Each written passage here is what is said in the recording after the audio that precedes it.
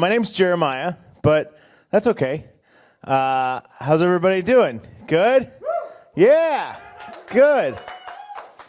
Jeremiah Couchlan, that's my name. I got married 10 days ago. Yeah, like an idiot. God, what a fucking moron. Not a good idea. It's so far so good. I don't know what all the hubbub is about. We're killing it. Everybody's happy. I don't know. People make a big deal about it, but it's been really easy. I was married once before, so that might have helped. I don't really talk about my ex-wife. I don't do jokes about my ex-wife because she wasn't fucking funny most of the reason why. She's not, I don't know. She wasn't a bad person. She was a bad person, just not like an evil person, I guess. She was the kind of person who would cheat at bar trivia. You guys know a person like that? Yeah, like I caught her blowing a dude when we were at bar trivia one night.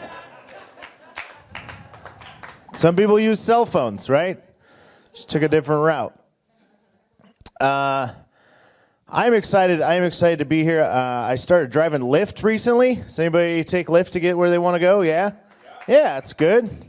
I don't call it Lyft driving, though. I call it open mic by hostage situation. Yeah, if you're going to get in my car, you're going to hear some jokes. I don't give a shit about your 5-star rating either. I'll drive around the block a couple times. I don't care. I'm trying to get this comedy thing going. I do still have a day job. I'd love to be doing comedy full-time for a living, but my parents just don't have that kind of money. So I got to go to work every day like a normal person. I work for a beer distributor here in Portland, which is pretty fun. People seem to like that. I get to drive a van that says PBR on the side of it, which means you can just drive like a real dickhead whenever you want. I also get to hang out in convenience stores a lot, which is where the real action is. I don't know if you guys have been to a Plaid Pantry lately, but Jesus Christ. I was in a convenience store the other day, stacking cases of beer, minding my own business, and this woman kind of appeared out of nowhere. I would describe her as cracky. Right now, not like a tweak or anything, but just kind of a gross lady. You didn't want to touch you. And there was a bunch of people in line. It was pretty early in the morning, and she came up to this Lay's potato chip display, but it was the new weird flavors. And she grabbed a bag of biscuits and gravy potato chips, and then she held them up over her head and exclaimed to all the people in line, "Don't eat these. They taste like asshole." And everyone just kind of giggled and looked at each other like, I don't know what to do with that information right now at this hour of the day. But then there was just one old guy in the back of the line who was like, sure, fuck it, man. He went and got himself a bag, right? He was like, I haven't tasted a butthole since college, man. You figure $1.99, that's probably the cheapest butthole you're really going to get after. He seemed pretty excited about his purchase. The ringing endorsement from that crackhead lady. Get him some ass chips. I have a birthday coming up. I will be turning 37 in 3 weeks, which I feel okay about. Yeah, I don't know. It's 37 sounds a lot closer to 40 than 36 did. That happened quickly. It was like just one day. I was like, oh, okay. Well, I guess we're about to be 40. I don't know. Probably almost everybody in this room identifies as a millennial. Everybody online, everybody that has any idea what we're doing right now is a millennial. And because I'm old, it's true, right? I'm not exaggerating. Literally anybody that is partaking in this is a millennial. And I'm in this weird like gray area where I'm not Gen X and I'm not a millennial. There was like a weird 1-year gap for some reason. That's the way they set it up.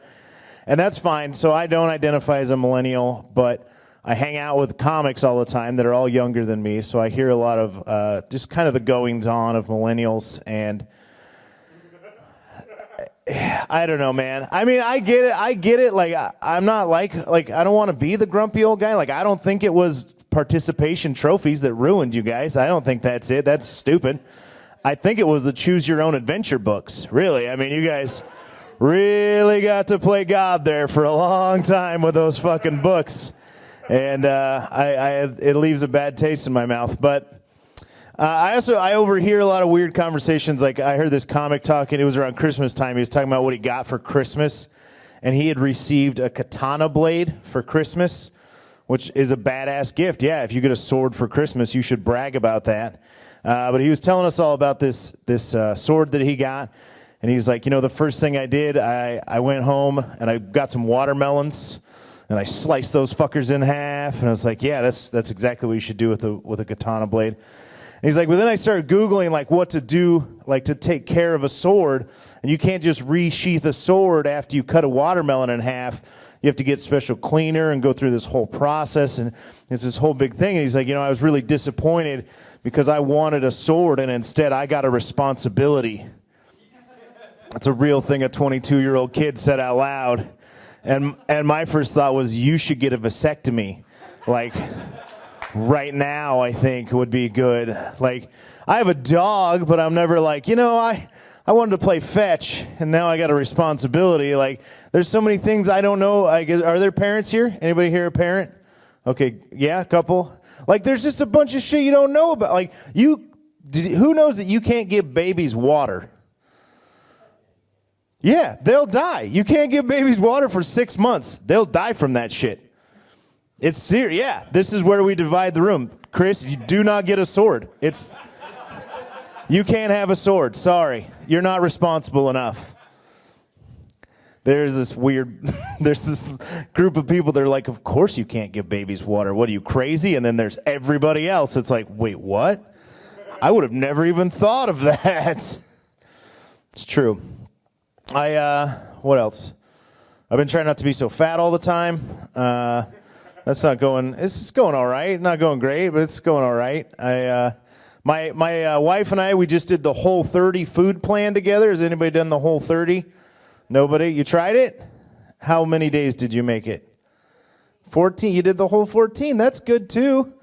No, there's nothing wrong with that. I actually made it 30 days. I lost 20 pounds in those 30 days, which I felt good about. I gained it back. Shut up. I gained it all back. I was telling my friend that. I was like, I lost 20 pounds in 30 days. I felt good. And they were like, they're a doctor. And they're like, that's not really good for you, to lose that much weight that quickly. And especially if you're just going to gain it back, that's not really healthy. But they're not fat. So I told them to get fucked. I was like, yeah, I don't care about being healthier. That's not really my goal here. It'd just be cool to see my dick again is all. Yeah, that's it. That's all I care about. It's going to happen, too. We're going to be reunited. It's going to be great. This lady came up to me a couple weeks ago after a show. She was like, hey, I really liked your set, and good luck growing your dick back. And I was like, no, that's not what's happening. I don't know how to explain it to you that I wasn't in a horrible accident or anything. It's just that the rest of me is shrinking. I don't know. What do you say? I was like, good luck with those kegels, lady. I don't know. We've all got work to do is all I'm saying. We'll go with a big closer. I got to get out of here, I think. I didn't actually put my watch on. Were you timing this? No. All right. Well, it's going to be great. Are you guys having a good time, audience of few? Yeah. Good job. That was great. I love doing comedy. I love getting to travel around. I love going to cool places. I love hearing stories about people when they go to different places. I have a friend who recently went to Mexico for a week to see the band Fish play for 3 days in a row. It's just a fact of the story. I'm not going to sing the songs or anything. People will get uptight when I mention that band. But him and his wife go to Mexico, and they come back, and the first day they're in Portland, he's telling me this story about the two of them in a bar in Mexico, and this woman walks up to him, and she has a baby in a Bjorn, which is a strappy thing you carry a baby in. You guys knew? I didn't know that. I had to Google it. I thought it was that weird Icelandic lady, but that's Bjork. That's different. And she walks up to my buddy and his wife, and she's like, hey, can I talk to you guys? I'm not a weirdo, which you know is the first goddamn thing a weirdo says when they walk up to you. She says, I'm kind of upset right now. My husband just bought cocaine from one of the waiters here at the bar. Do you think that was a bad idea? Yeah, if you're asking strangers in a foreign country about the decisions your family are making, they're probably not great decisions. But what this woman doesn't know is that my buddy's wife, she's a pediatrician. And so she hears cocaine and she sees the baby and she starts kind of giving this lady the riot act about how careful you have to be if you're breastfeeding and all these health things, right? Like the lady's just going to start doing bumps off its baby head while she packs it around the dirty old streets of Mexico. And then as my buddy's telling us this, he's like, women have to be very careful when they're breastfeeding. Whatever they ingest comes out through their breast milk. And then he said something stupid, which people tend to do if they're dating a doctor or married to an architect or whatever. They think they know shit that they don't know. And it drives me crazy. He says, if a woman who's breastfeeding smokes one joint, it comes out in her breast milk as 8 joints. Yeah, that's not true. That's not a real thing. Portland, don't be concerned. And I think what he meant to say is that if a woman who's breastfeeding smokes one joint, the concentration in her breast milk is 8 times higher than in her blood. That is true. I Googled it right after the Bjorn thing. But that's not what he said. He said the other thing, and I know the other thing isn't true because we have legal weed here in Oregon, and if a woman could smoke one joint and turn it into 8 joints, somebody would be making edibles out of fucking titty milk right now, right? That would be a thing we have here.